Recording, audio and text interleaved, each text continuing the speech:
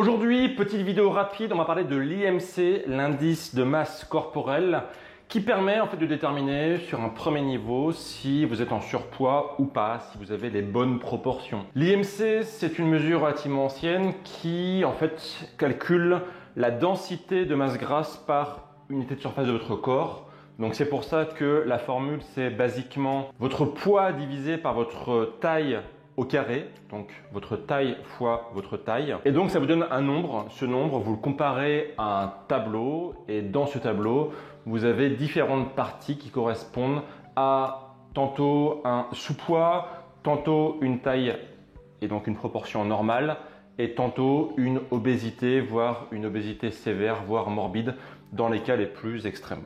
Donc si vous avez un doute par exemple sur votre surpoids ou pas, eh bien, vous pouvez calculer votre IMC. Alors d'ailleurs, si vous souhaitez le faire très rapidement sans vous prendre la tête, je vous ai mis un petit calculateur sur le site de Bmove. Vous y accédez par bmove.com/IMC, bmove.com/IMC.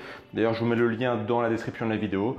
Vous avez juste à remplir et derrière, ça vous donne automatiquement votre IMC et je vous ai mis un petit tableau pour que vous puissiez voir très rapidement où vous en êtes. Donc si vous avez un doute, eh bien, vous calculez votre IMC et automatiquement, vous aurez des bonnes informations sur votre état de santé d'un point de vue purement corporel, d'un point de vue purement masse grasse. Alors attention, l'IMC reste un indicateur, c'est-à-dire que c'est beaucoup plus précis que de juste se peser sur une balance, parce que quand on se pèse sur une balance, ça ne veut pas dire grand-chose. En fait, le poids, j'ai fait d'ailleurs une vidéo là-dessus, je ne sais pas si vous l'avez vu, le poids ne veut pas dire grand-chose.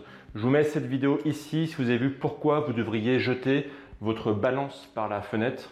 Si vous ne l'avez pas vu, je vous conseille d'aller la voir. Vous apprendrez plein de choses sur pourquoi se peser régulièrement, ça ne sert à rien. Donc l'IMC est un meilleur indicateur puisqu'il va vous donner en fait, justement une sorte de proportion. C'est plus intéressant que juste un poids.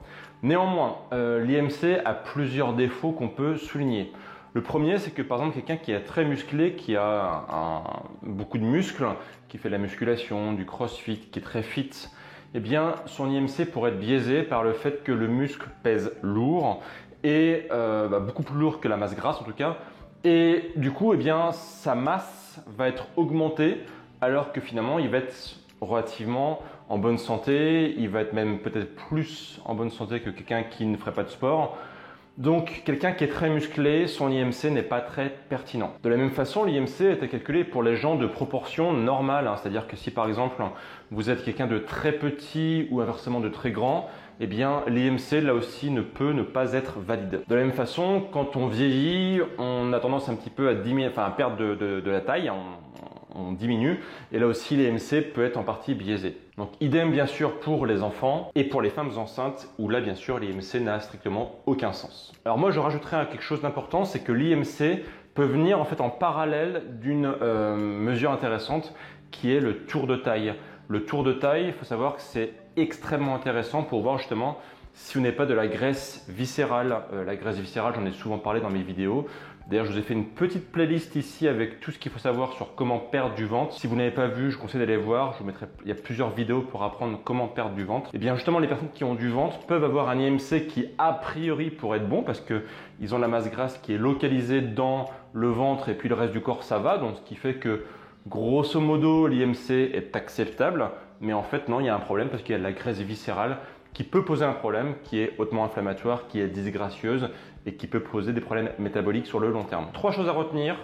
L'IMC est un indicateur qui n'est pas fiable forcément pour certaines personnes et d'autre part, il est bien de le mettre en parallèle du tour de taille pour voir justement si vous n'avez pas trop de graisse viscérale, trop de masse grasse dans le ventre. Ça, c'est un point qui est extrêmement important. Encore une fois, si vous souhaitez mesurer votre IMC, je vous ai mis le petit calculateur dans la description et n'hésitez pas à aller faire un petit tour. Dites-moi d'ailleurs dans les commentaires quel est votre IMC, ça peut m'intéresser, je peux vous donner des petites pistes pour vous aider le cas échéant. Moi, je vous retrouve du coup très bientôt pour de prochaines vidéos et d'ici là, bien sûr, prenez soin de vous. Ciao!